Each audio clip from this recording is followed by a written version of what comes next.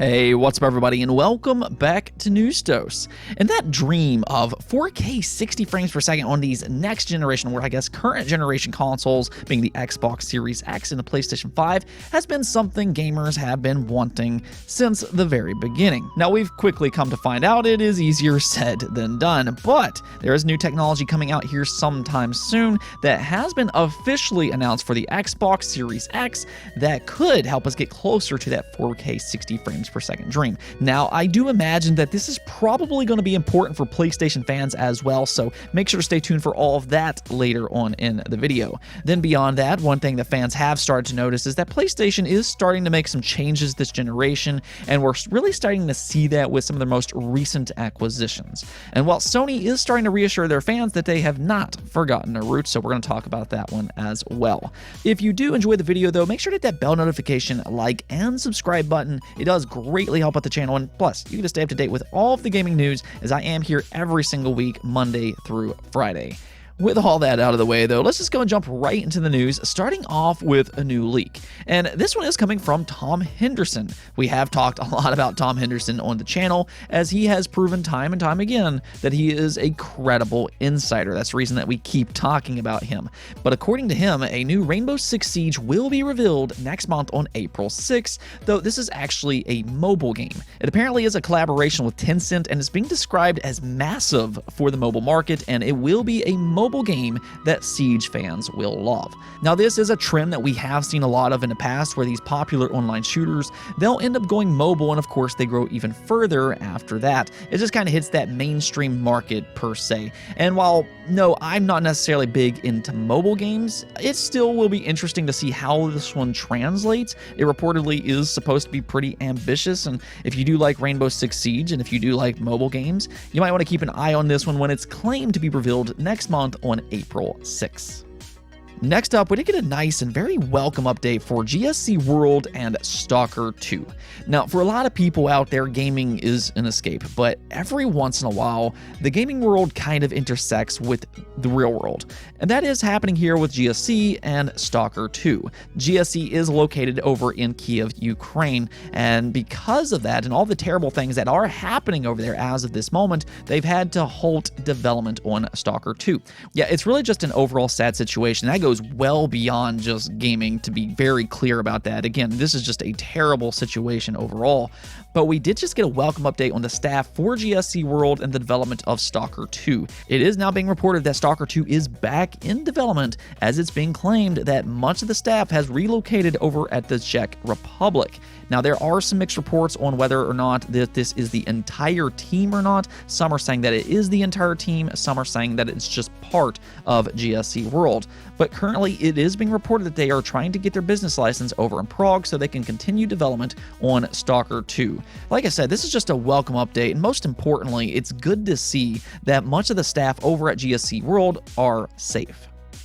Moving on, Tango Gameworks is releasing their next big game tomorrow, being Ghostwire Tokyo, but this has not stopped them from already talking about their next project, or actually, I'm going to say here projects as in plural. Yes, the head of the studio, Shinji Mikami, is starting to talk about their upcoming projects, though it sounds like they might be different than what you would expect coming from Tango Gameworks. You have to, of course, keep in mind that Shinji Mikami is well known for his work on horror games. I mean, you're talking about the guy that's worked on the original Resident Evil games, Dino Crisis, and even The Evil Within. Shinji Mikami, without a doubt, is a pioneer and a legend when it comes to horror-esque games.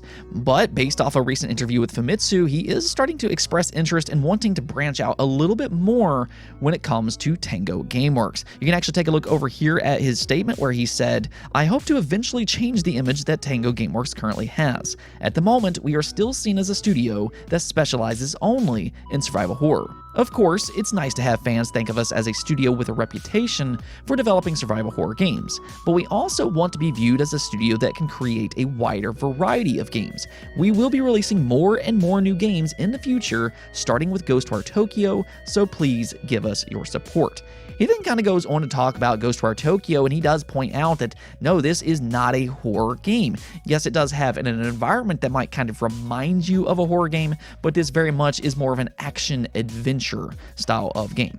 So you can kind of already see that they are already starting to branch out, and that looks like it's going to be the case with their next game as well. As we've actually talked about on this channel, John Johannes, which directed The Evil Within 2, he is working on a new game. We've known about this for a while, but here in this interview, Shinji Mikami actually gave us a little bit more detail about this game. As you can see here, he said John Johannes, who directed the DLC for The Evil Within and The Evil Within 2, is working on a completely new title that is the complete opposite of horror. It's a really good game, so keep your eyes peeled. So again, you are seeing that they are trying to branch out here with new and creative ideas. I think we're definitely seeing that with Ghostwire Tokyo. It seems like a very different style of game, and it'll be interesting to see what other creative ideas they can come up with in the future. With that said, though, I think this is actually a really good fit for Xbox. You got to remember that Xbox have recently acquired Tango Gameworks, and here you have a creative Japanese studio, and they're trying to branch out with new games, and these games will probably fit perfectly in the Xbox Game Pass and give them plenty of chances to grow exactly the way they want. Now, speaking of Xbox, a major performance upgrade technology was just announced for Xbox, being Fidelity FX Super Resolution 2.0, or otherwise known as FSR 2.0. Now, if you don't know what FSR is, this is an upscaling technology similar to something like NVIDIA DLSS. Now, by this point, we've all kind of seen DLSS 2.0, and we can see that it is a legitimate game changer. There is a clear improvement when enabling DLSS 2.0 for games, and that's what FSR 2.0 is trying to do, but it, however, does work differently. With FSR 2.0, it is similar on a technical level, but it also does not use dedicated hardware or machine learning. So that right there is the big difference, and plus this is open source, which we'll kind of get back to here in just a moment. What FSR 2.0 tries to do, though, is to significantly increase the performance of games without sacrificing perceived render resolution. As an example, you can set your resolution to something like 1440p, to which then FSR will go in and upscale that to 4K resolution while also giving you a significant performance boost. And with FSR 2.0, what they try to do here is they try to significantly improve the image quality while also giving you that performance boost. We saw something very similar with NVIDIA and DLSS. There was a major improvement as they moved over to DLSS 2.0, and we're seeing that once again here with AMD. If this works as described, or if we see similar results as we saw with DLSS 2.0, this is a legitimate game changer. So suddenly on consoles, that dream of 4K resolution at 60 frames per second has become a little closer to reality. And no, it's not because of a mid-generation refresh or new hardware, but rather because this advance in upscaling technology. Now, that is the big part about this, though, because AMD did officially announce that Xbox will have full support of Fidelity FX Super Resolution 2.0 and that it will be available in the Xbox GDK for registered developers in their upcoming games. Now, this is going to both bring in a lot of excitement and also a lot of questions. On one side, Xbox fans have got to be absolutely thrilled about this. If this works as advertised, this is a legitimate game changer. I mean, we're talking about significant performance boosts here while also retaining that perceived resolution quality. This could bring a big improvement, as we've also seen again with DLSS 2.0. The thing about this announcement, though, is that it has brought forth a big question on why have they not publicly talked about the PlayStation 5? Now, I have heard a few different theories about this. It could come down to different PR type of reasons. It could also be that it's not implemented in the API for the PlayStation 5, so that could be a possible reason. But one thing important to take note of here is that FSR 2.0 is an open source solution. That means that nothing is stopping PlayStation 5 developers from using FSR 2.0 as long as the PlayStation 5 is capable. As an example, back in June of 2021, AMD did announce that they were proud to partner with Microsoft to bring AMD Fidelity FX Super Resolution to the Xbox GDK.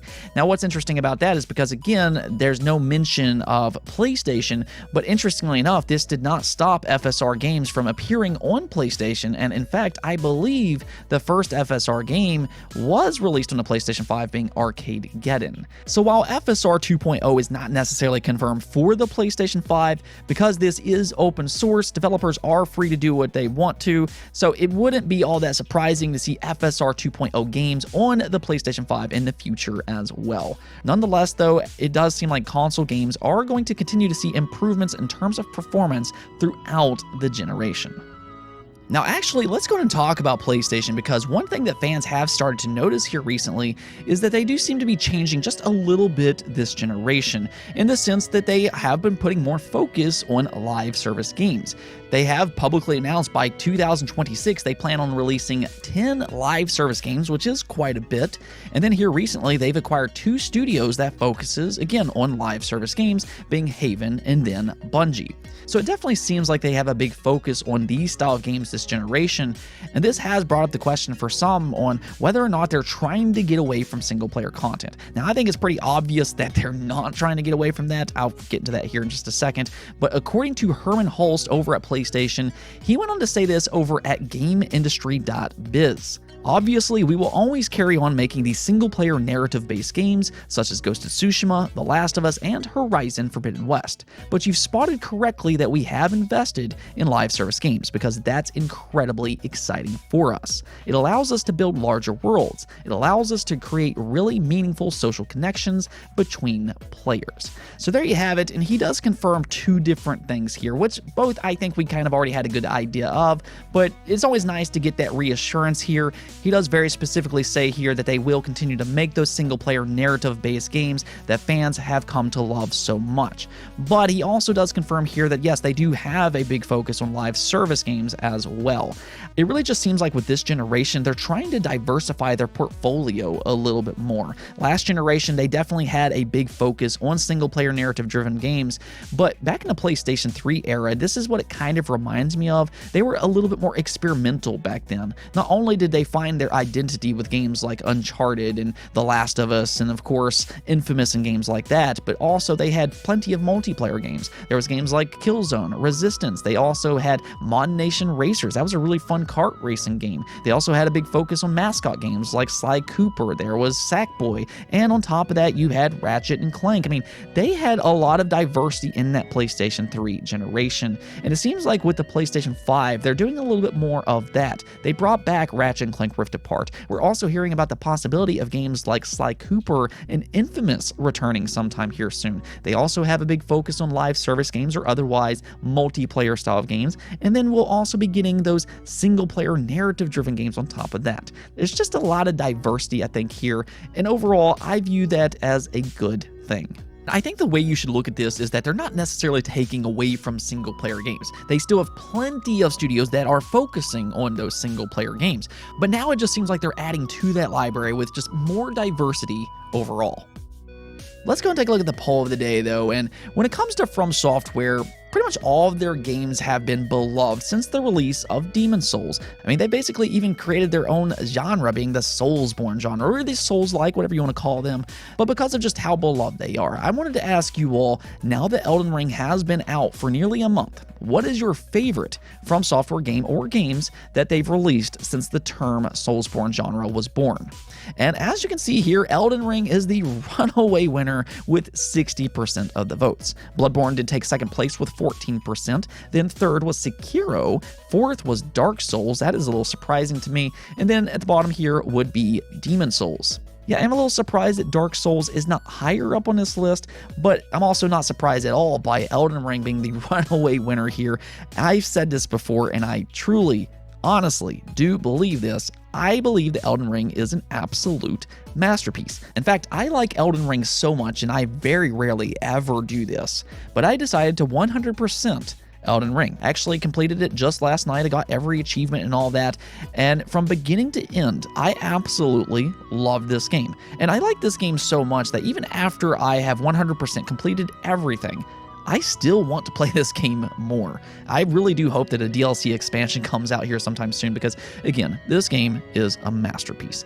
But really, that's the thing, because all of these From Software games, they have been great in their own way. I mean, really, all of these games are fantastic, and that's one of the reasons that I'm so happy about Elden Ring, because this game seems to be reaching more of that mainstream public. It's giving these games so much more exposure, so if you have played Elden Ring, if you liked it, and you haven't played those other games, definitely go back and play them because they are all absolutely fantastic in their own way. Now, I will say for myself, my second favorite would probably be Demon's Souls. This might be a little bit more nostalgic for me, but I did actually buy Demon's Souls when it launched on the PlayStation 3, and it's really the one that got me into this franchise in the first place. I actually did end up platinuming the PlayStation 5 version just last year. Absolutely fantastic game. Then third here, I'd probably go with Bloodborne, then Dark Souls, and then last but not least, I'd go with Sekiro. This one is a little bit different than the other ones, and I guess technically it's probably not a Souls-like game, but it does also often get grouped up with these games as well, because of course it is a From Software game, and it's also brutally challenging. Either way, all 5 of these games are just so amazing, and just thank you so much From Software for making all of these great games.